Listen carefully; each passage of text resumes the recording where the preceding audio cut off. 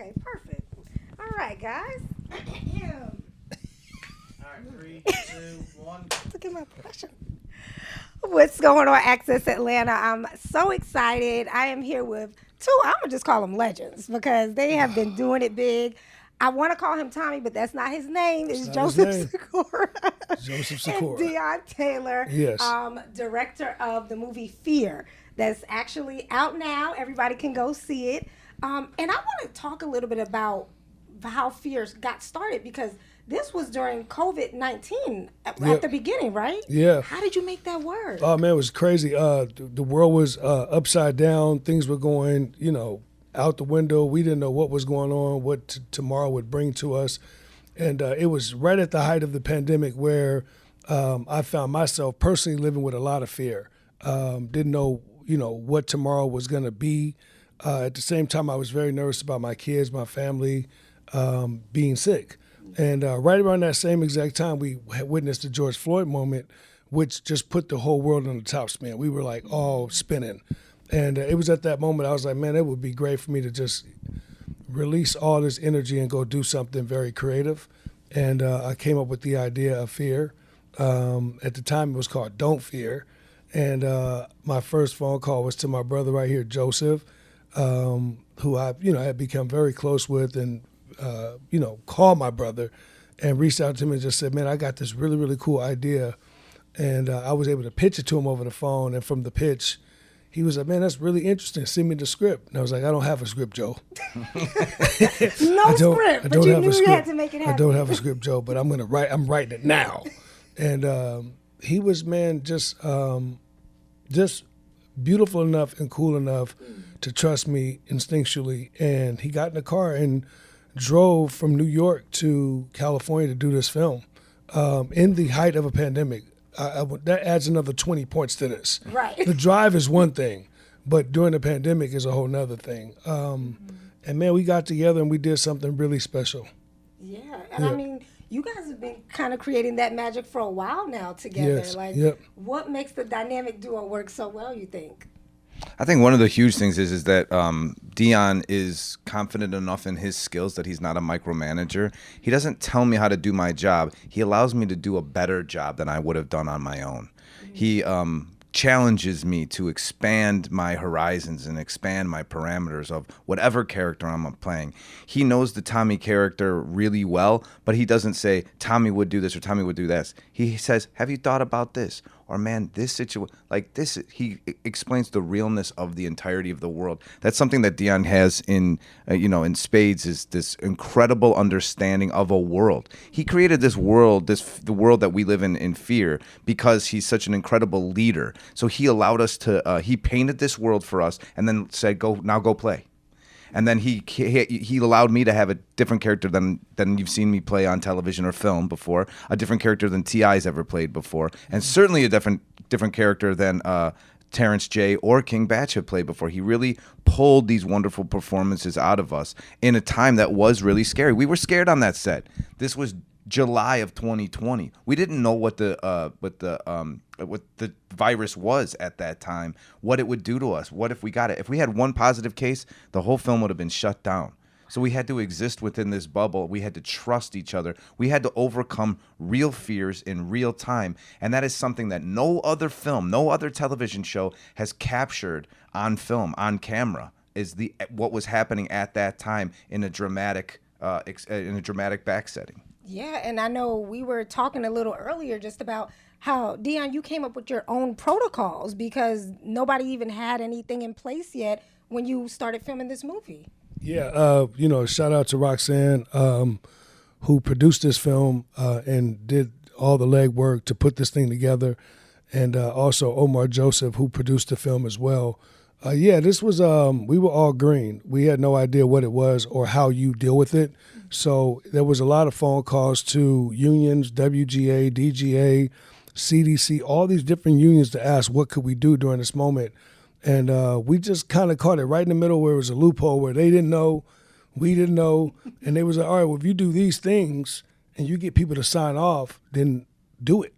And what's crazy about the movie is a few months after we shot the film, everything got shut down. They stopped allowing production to happen.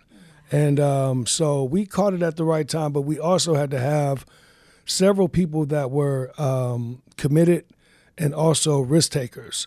Joe leading the charge in terms of that with the actors, to just say, man, I'm going to try it and do it. But I think that's the genesis of what the movie is about, is people saying, I'm going to be fearless and jump and take a chance on something, and we did. And now the result is we have a very, very cool movie that's in theaters that we own, that actually shows you and reminds you of a piece of time where, you know, things were not as great as they are today, but we wrapped it into a horror form so you could go there and have a really good time and be like, damn, I remember that. That's exactly what I was doing. I would do it just like that. Like, it was good that way. So we're excited, man. Yeah, and let's get into the movie Fear, because, I mean, just even watching the trailer, it looks like it was filmed in a house that should be in my nightmares. Tell me about the movie Fear. The movie's great, man. The movie is, you know, it is a direct horror film. It's elevated in terms of what the content of the movie represents. The movie deals with the subconsciousness of all these characters that goes there, and the idea is whatever the mind could manifest is probably going to be the scariest thing on earth. So what we're dealing with in the movie is people that are actually, what the cabin or the lodge does in a very unique way is it allows you to see whatever your greatest fear is, and you must actually deal with that fear. Ooh, okay. Yeah. But just like in real life, if you don't deal with your fears will eventually kill you.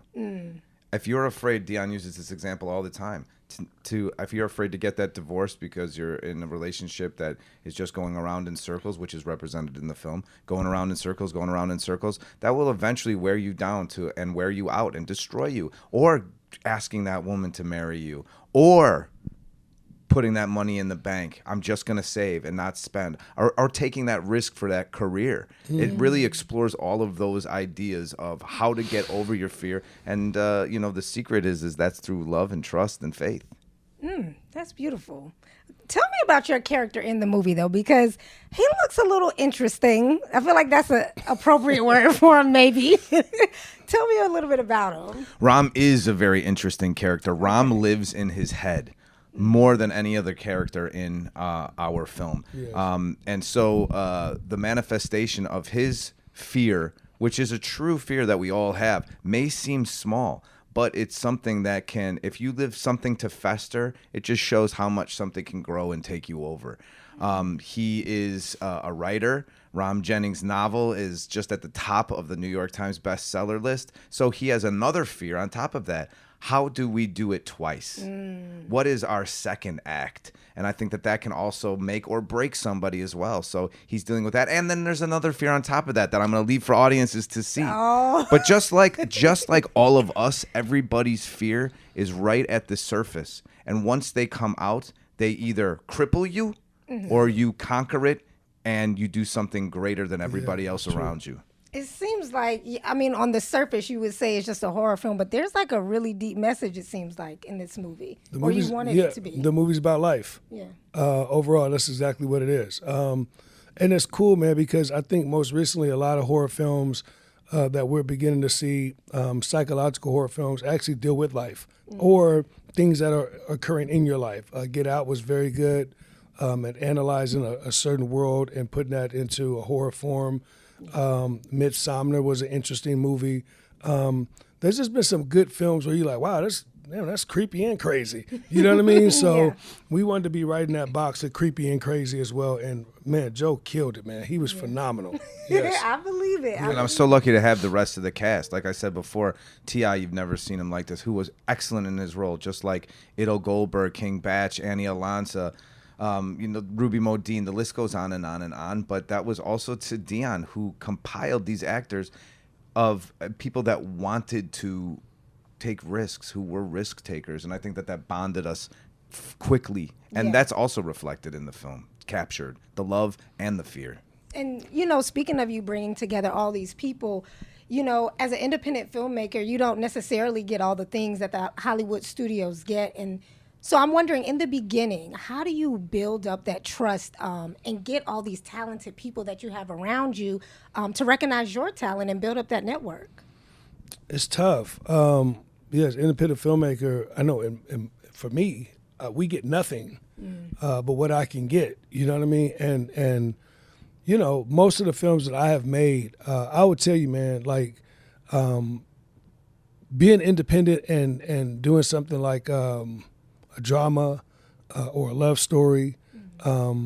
I think you have a lot of ways to get around those movies independently. You're talking about a location. You're talking about two people talking, maybe an argument. You know what I mean? As a filmmaker, not easy, but very easy to accomplish because you don't need much. Me, on the other hand, I have some, I guess, beating myself because I'm interested in movies like this, Fear, where you're now talking about visual effects. You're talking about, having to do for one scene 10 or 12 setups. You're talking about days where you have to average 60 to 90 setups. Like, this is crazy. It's unheard of. Wait, 60 to 90? Oh, yeah. Oh, yeah. Like, I mean. Just didn't stop shooting. A lot of people. Deon never took a lunch. He would let everybody else take breaks. Deon worked from beginning to the end. Every day. Every single day. Wow. Yeah, because we're trying to accomplish something that normally is not supposed to be done for that amount of money. Sometimes you could make a movie, like a Blair Witch, which is really cool for, $500,000-$600,000, or Paranormal Activity, where you're really tricking audiences by using cameras and putting them places and letting things happen. But a direct horror film like this for, $900,000 or $1 million for what we made this film for in 15 days. Wow. That was quick. Yeah, I mean, you're tough. This is tough. This is tough, man. We talk about visual effects, talking about guys like Joe having to act against nothing at times or act against my voice, telling them where something is and making them go towards that and making sure you get the proper camera angles. It becomes a different challenge, you know what I mean? But yeah, as an independent, this is what I signed up for and this is what I do. Obviously you don't want to stay doing those types of movies, but the idea is to do that art at the highest clip with hopes that eventually you could get financially able to actually put more money into your budget and make bigger films, right? And or you go work with other people or studios to enhance your vision. Yeah. And that's where you want to go. You know what I mean? The great thing about Fear is we own it. The great thing about The Intruder is we own it. All these films that we're talking about, we actually own the IP alone. And that has made for a very good story and a very cool story between myself and Roxanne and Hidden Empire. But we don't get here without people like Joe and people that have opted in to us. Hilary Swank, Michael Ealy, Megan Good, Dennis Quaid, Tyrese, Naomi Harris. These are people that are opting into me as a filmmaker and us as a brand and being like, yo, I trust you. Because believe it or not, filmmaking is a skill set. Oh, for sure. You can be as passionate as you want to be and as hungry as you want to be, like I was, and not get better at this craft. You know what I mean? I am significantly better than I was 15 years ago when I picked up a camera for the first time. Like, man, in action. Hey, man, walk over there, man. Man, that was pretty good, huh? Now I'm like, damn, I can't believe I was doing that. But you have to get better at this because people like this come into your world that have brands and years of experience and this is his life on the line. I mean, his business life. Yeah. So you come to me and I tell you, man, I want to do something we don't have no money. And I ain't got no script. But I want to do it. Yeah, but loan me your likeliness for this. Like, what? Yeah. You know what I mean? This dude come back to the editing room later and see something, Yeah. He like, man, that's the back of my head the whole movie. You got to make sure you do it right, man. Yeah. So for me, I'm really, really drawn and driven by making sure I deliver for people like Joe at every scenario because I know he's going to watch himself, watch his performance, critique what it is. So I have to be on point for that, you know what I mean? And make sure I give him something that's as equal value to his Power or his Ozarks or his, you know what I mean? Or his Tom Cruise film, whatever that might be. I want to make sure I'm still on par with everything it is he's done. And I think that's also a testament to you too. That's exactly what I was going to say, that it's I'll give myself credit for knowing that I was not only in good hands, but in hands that were going to elevate me. Somebody who I believed in as much as they believed in me. And I think that as actors, oftentimes we're taught to, be almost, well, at least I was taught to be too humble. I wasn't even taught to be an actor. My God, I was taught to be like, I was supposed to be the guy that fixed your toilet. But I took a risk on a creative career. And so I saw, where I grew up in Chicago was, cops and firemen and city workers. And I had an incredibly difficult time. And I don't give myself enough credit for being a creative and being an actor and an artist. And certainly from where Deon comes from in Chicago and Gary, Indiana, he was not supposed to make it out of the neighborhood, let alone pivoting on a career, which he often talks about, from basketball into filmmaking. And that the amount of fear he had to overcome to do that is extraordinary, but it also proves that no man is an island. You need a community. You don't do this by yourself, and you may as well do it with people who you love and who are visionary. Yeah. And I mean, just speaking of working with different people, how was it on the set? It seemed like it was actually scary. Or were you guys joking a lot? What was the... We didn't know what COVID was. I didn't want to get it. I remember, where I stay in Brooklyn, in South Brooklyn, there were all of those refrigerated trucks with bodies in them outside of the hospital. So that's what, I was thinking of that. So there was... It was actually scary. We had a huge amount of camaraderie. We're all like-minded people. We're all people who wanted to do this and make this happen. But it was scary. I think of the scene in the bar afterwards when different people, and even myself included, was like, did we have our masks off for too, because that was a pretty long take. Yeah. Did we have our masks off for too long? We really were there, so close to each other. So there are places in the movie where it's documenting how scared we were about what was happening in real life. Because we didn't know. Like at one point in time, I didn't even want to roll down my windows because I'm like, is it going to come in my car? Like, hey, now that's reflected in the film as well. See? This is really a staple in time. So I'm glad you guys were able to capture that. And, I want to ask you, you've, of course, portrayed so many different characters throughout your career. You love Jason Gamble on SVU, you say. Listen, I'm an SVU fanatic, so yes. But is there any kind of type of character that you haven't played yet that you want to play? Well, I always say James Bond. I want to play James Bond, something like that, or the spy. Let me be Jason Bourne. Let me be one of those damn Sikora boys. Tommy Bond. Yeah, but something like that. I would love to play. I'd love to do a spy thriller. Would be something great. Yeah. Okay. Any type of movie for you, Deon, that you haven't do that directed? Together. Yeah, that's why I'm trying to set this up. You did that with Tom Cruise, right? Yeah, but I was the heel in that, and I was also like not necessarily a spy. I was kind of like, my IQ was probably 17. Oh my gosh. Man, listen, your IQ was never 17, but I tell people all the time, man, look, Tom Cruise, come on, man. I love Tom Cruise. I would love it. He's amazing. You were opposite Tom Cruise, bro. Like, this not... That's a big deal. That's bigger than a big deal. That's historic. It's the greatest action star of all time. And he hand selects who's in this movie.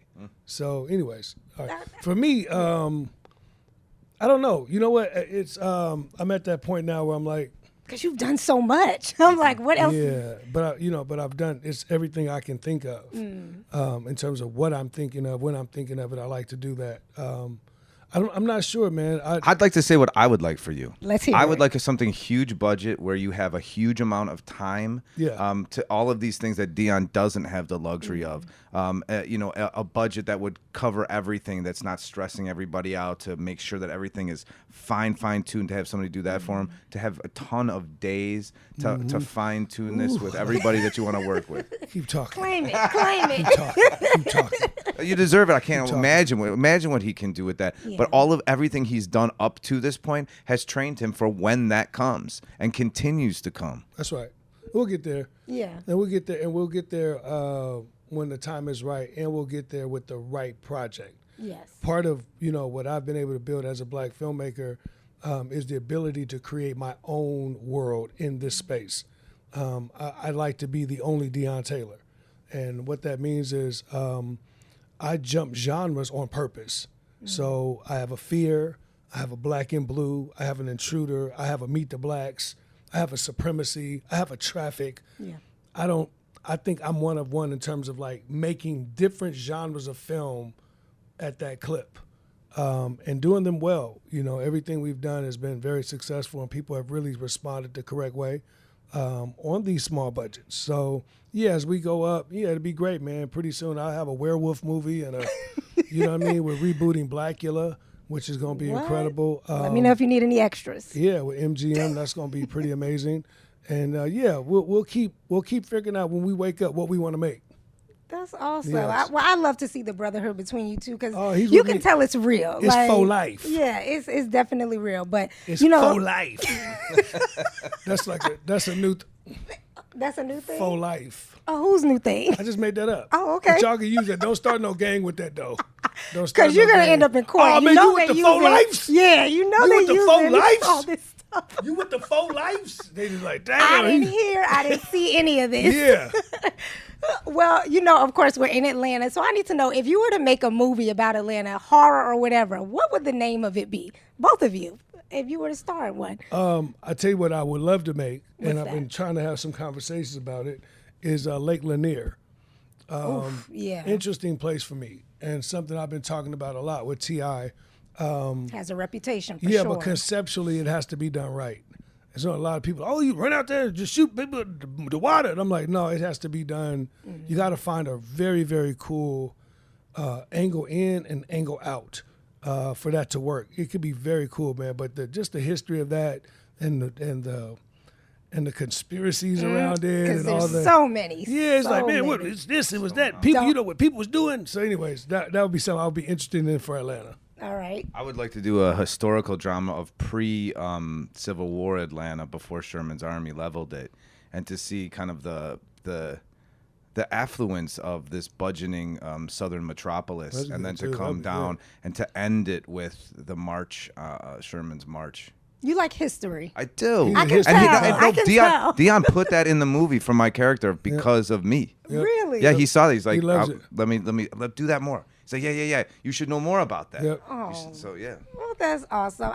I thank you both. I'm Thank you. excited about this movie. We have to go out and support Fears in theaters now. Go see it. Yes. Anything else you guys want to say that just to tell people about your They're going to movie? have so much fun during this movie. It's got all the jumps, all the scares that you want. If you're like, I'm not a horror person, well, don't worry. We got you too.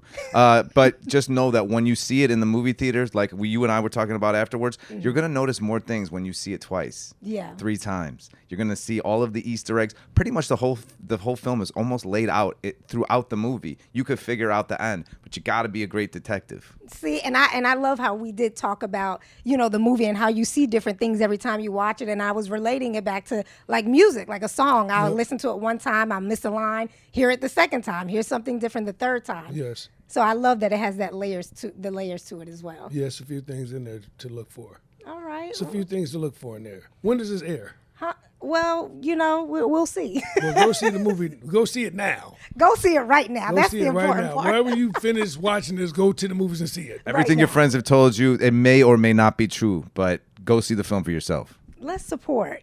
Yeah. Thank you you. both. Thank you.